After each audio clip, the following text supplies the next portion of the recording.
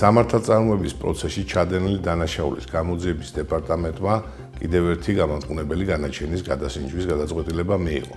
საქმეზე ჩატარებული იქნა ხელახალი სრულყოფილი და ობიექტური გამოძიება, მოპოვებული იქნა ახალი მტკიცებულებები, ჩატარებული იქნა ათეულობით საგამოძიებო და საპროცესო მოქმედებები. ასევე ჩატარებული იქნა კომისიური კომპლექსური სამედიცინო, ავტოტრანსპორტოლოგიური და ავტოტექნიკური ექსპერტიზები, რომელთაც წინაშე გადასაწყვეტად დაისვა ისეთი დეტალური კითხვები, რომელიც მჟავრდების საქმის გამოძიების პროცესში გამოკვლეული არ ყოფილა.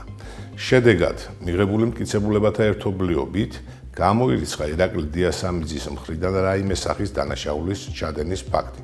შესაბამისად, პროკურატურამ მიმართავს ქუთაისის სააპელაციო სასამართლოს არსებული გამამტყუნებელი განაჩენის გადასინჯვის შუამდგომლობით.